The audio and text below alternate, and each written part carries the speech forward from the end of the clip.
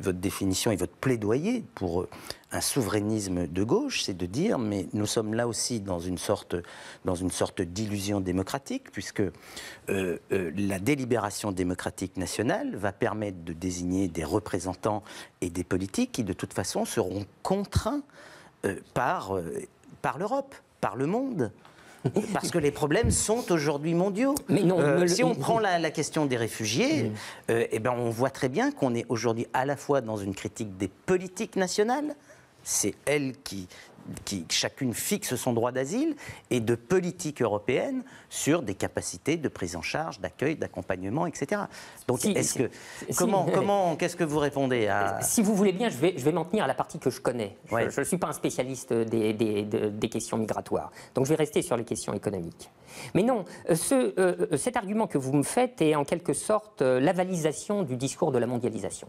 Nous sommes dans le monde, nous sommes dans l'Europe, nous serons contraints de partout. Mais c'est méconnaître que les modalités d'insertion d'une économie dans la circulation internationale des biens, des services et des capitaux, ces modalités sont contingentes et elles doivent être rendues à la délibération démocratique. Et on peut y apporter des restrictions. On peut apporter des restrictions à la circulation des capitaux. On peut apporter des restrictions aux investissements directs et à l'étranger, aux délocalisations. On peut apporter des restrictions à la délocalisation des sièges sociaux, etc., etc. Et tout ça, c'est de la matière politique. Mais vous voyez, les esprits ont été tellement lavés et à si grand eau par ce discours de la mondialisation qui est notre horizon indépassable que ça ressort de manière presque, à l'état de seconde nature. Non, vous voulez dire que ce serait possible d'obliger certaines grosses sociétés américaines à payer leurs impôts sur les sociétés en France? Mais écoutez, je ne suis pas un spécialiste de fiscalité, mais ce que je peux dire en tout cas, c'est que la reprise en main des banques et l'interdiction de leurs opérations fantaisistes sur les marchés de capitaux, ça peut être envisagé. La restriction et le contrôle des capitaux, ça peut être envisagé.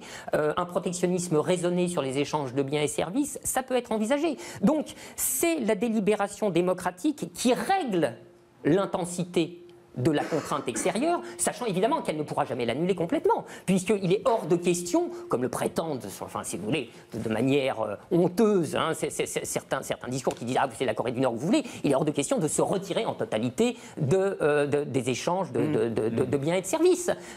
L'antonyme de la mondialisation n'a jamais été l'autarcie, ou l'Albanie des années 80, ou la Corée du Nord d'aujourd'hui. Je voulais finir cette conversation, mais puisque le terme de Corée du Nord a été prononcé, peut-être que son pendant dans votre dernier post de blog, quand justement on parle de la sortie de l'euro comme l'épouvantail absolu, c'est le Front National. Absolument, oui. Peut-être est-il temps d'en parler, François. Oui, sans doute. Parce que vous avez écrit donc votre dernier post de blog en réaction aux écrits de Jacques Sapir.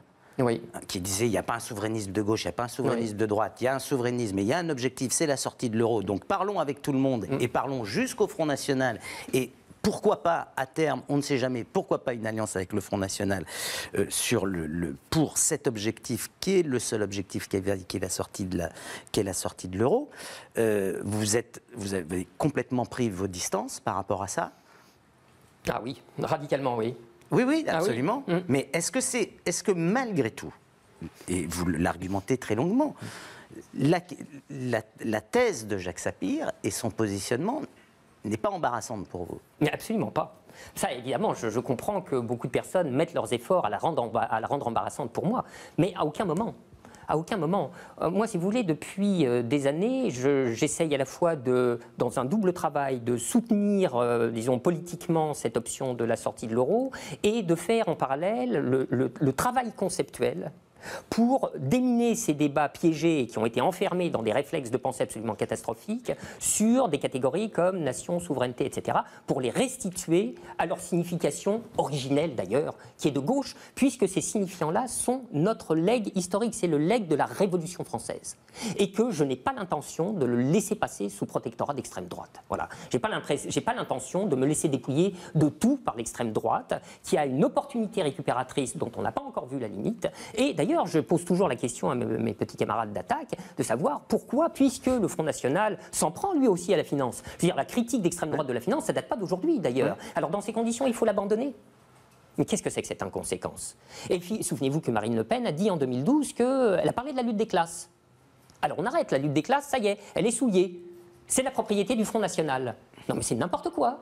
Donc il n'est pas question de se rendre à ce genre de spoliation, et d'autant plus que par une ironie cruelle, je soutiens qu'en effet, le Front National, qui s'est arrogé, parce qu'on lui a laissé le monopole de la question de la sortie de l'euro, ne ferait pas la sortie de l'euro s'il arrivait aux affaires. Absolument. Et alors là, c'est doublement cocu, si vous voulez. Donc je vous remercie, mais personnellement, j'aimerais éviter.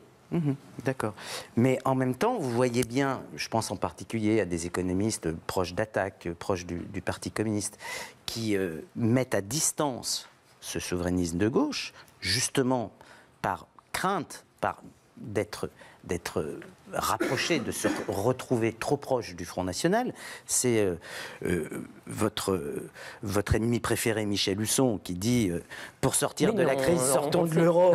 Non, mais je blague. C'est pas lui mon préféré. Vous avez quelques formules à son encontre. Donc, Michel Husson, je cite un de ses derniers papiers où justement il dit une sortie sèche de l'euro, une triple erreur stratégique. Et il écrit pour sortir de la crise, sortons de l'euro. Cette formule est simple, compréhensible. Mais le problème est qu'elle légitime en pratique le théorème simpliste du Front National, sortons de l'euro et tout redevient possible. Sans pour autant faire l'amalgame. Michel Husson est suffisamment subtil pour ne pas vous amalgamer et vous jeter tous dans la même marmite. À ceci près qu'il ne l'est pas assez pour restituer convenablement ma pensée, puisque évidemment, il faut être soit totalement idiot, soit membre du Front National, pour considérer que la sortie sèche de l'euro est une martingale à soi seule. Vous comprenez ? Personne n'a jamais dit ça raisonnablement, et certainement pas moi.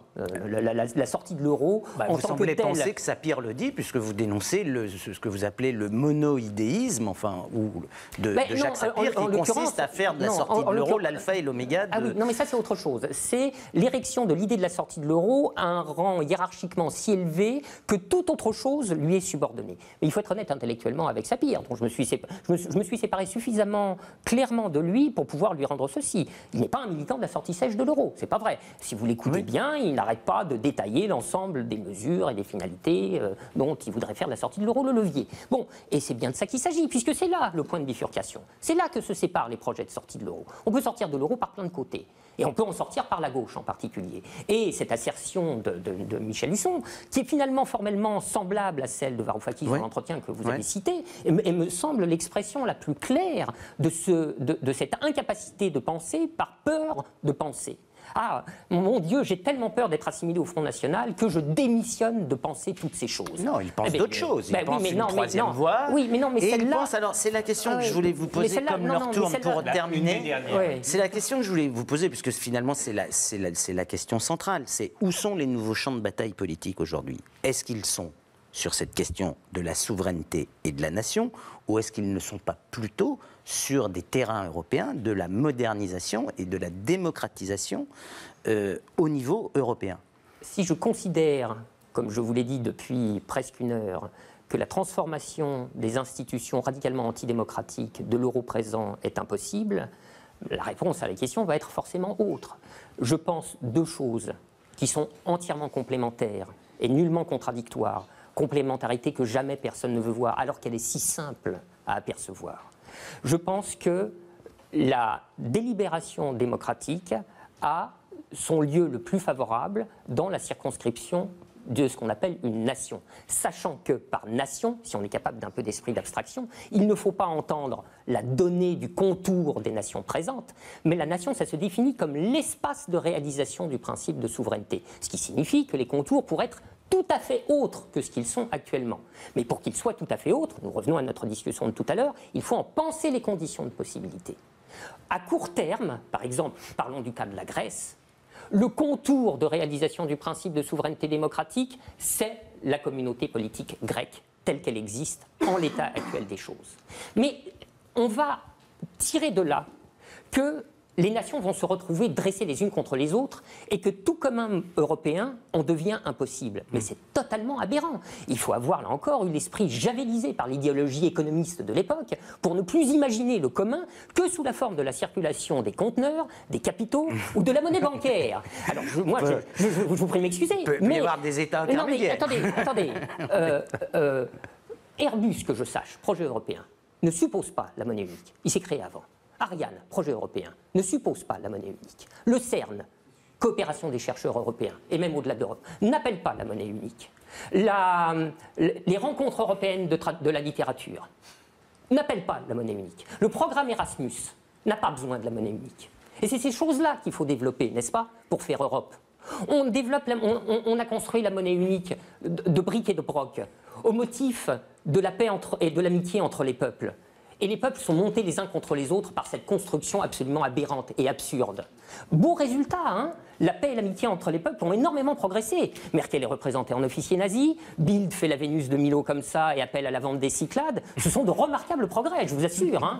Alors, écoutez, il faudrait peut-être maintenant poser un peu une ou deux valises et commencer à réfléchir pour de bon.